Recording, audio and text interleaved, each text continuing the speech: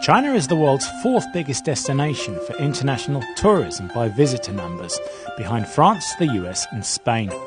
Globally, it also ranks fourth in terms of earnings from international tourism.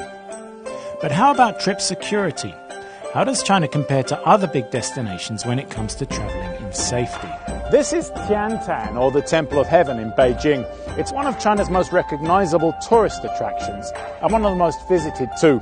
There are a lot of international travellers here. Let's go and ask them what they think about China in terms of safety. I cannot think of anywhere safer. Well, I think that in China there is a very good safety.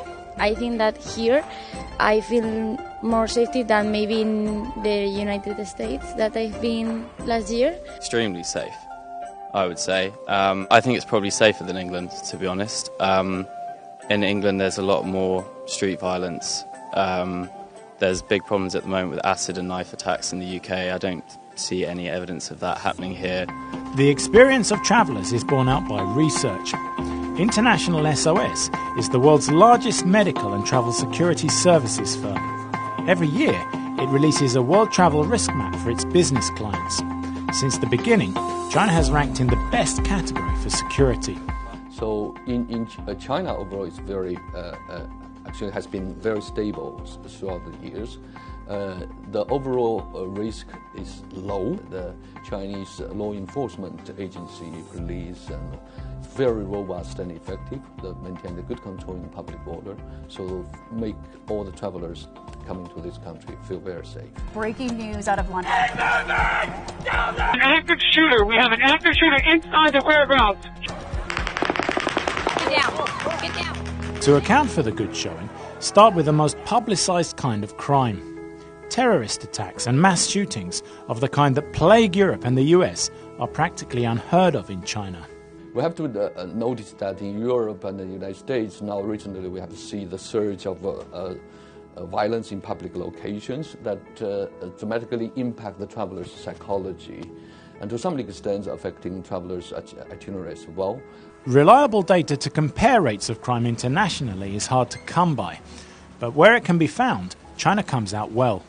China's murder rate, for example, is less than 1/5 of the US's, putting it roughly on a par with safe European nations Luxembourg and Switzerland. Of course, there's more to safety in China than meets the short-term traveller's eye. To gain a deeper insight, I'm here in Beijing's International University of Business and Economics, which has many foreign students living long-term. Public safety, I think, is probably the safest place in the world right now, in my opinion. Kind of a night shift in Paris, and there's some parts of Paris you can't really go to because you don't want to risk yourself being robbed. Or in Beijing, with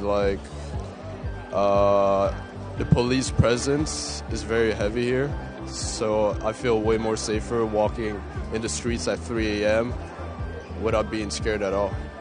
The town I used to live in, you constantly hear gunshots and police sirens and different things like that. I feel very comfortable here, very safe. Even if something does happen, then it's pretty hard for anybody to get away with it. Despite the strong impression of physical security, both long-term students and short-term visitors will also tell you petty theft is far from absent. Theft is another story.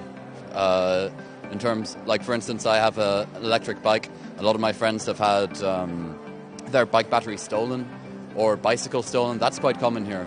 To sum up then, if overseas visitors feel anxiety when they arrive in China for the first time, they are quickly reassured and often leave with the impression of a country that is safer than their own.